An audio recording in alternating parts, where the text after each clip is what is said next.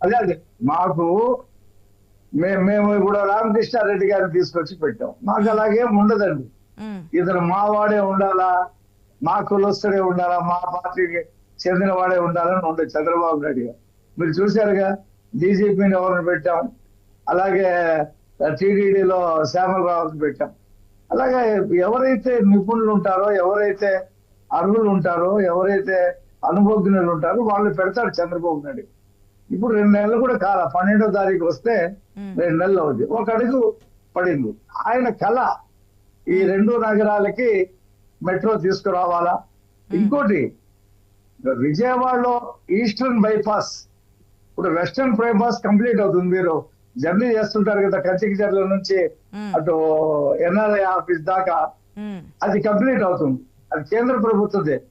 Eastern bypass ఇటు పెనమలూరు నుంచి, గన్నవరం నుంచి, పెనమలూరు నుంచి కృష్ణానది మీదుగా మంగళగిరికి, ఎన్ఆర్ఐ దగ్గరికి.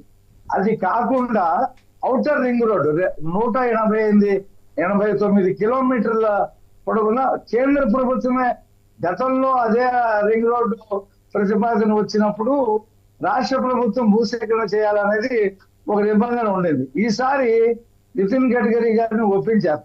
25,000 కోట్ల రూపాయలు అవుతుంది. భూసేకరణను కూడా కేంద్రమే చేసేలా. ఇప్పుడు ఈ ఈస్టర్న్ రింగ్ రోడ్డు కూడా అంటే రాష్ట్ర ప్రభుత్వ పరిస్థితి వాళ్ళకి తెలుసు కదా, అది కూడా డిపిఆర్ రెడీ చేస్తా ఉన్నారు. గతంలో కూడా మెట్రోలకి డిపిఆర్ రెడీ చేశారు. ఇప్పుడు 1 or 2 years లో ఎక్స్పెక్ట్ చేయొచ్చా? ఇప్పుడు విజయవాడలో ఎక్స్ప్రెస్ హైవే కూడా శాంక్షన్ అయిందండి. హైవేస్ గురించి పక్కన పెడదామండి, మెట్రోకి సంబంధించి ఒక 1 or 2 years లో ఎక్స్పెక్ట్ చేయొచ్చా? 10 సంవత్సరాల నుంచి జరగంది ఆడేదో డిపిఆర్ కూడా రెడీ అయి ఉన్నాయి కాబట్టి గతంలో మీ సర్కార్లో. ఖచ్చితంగా. ఎందుకంటే ఇప్పుడు కేంద్రంలో మేము భాగస్వాములుగా ఉన్నాం, రాష్ట్రంలో వాళ్ళు భాగస్వాములుగా ఉన్నారు, అవగాహన ఉంది.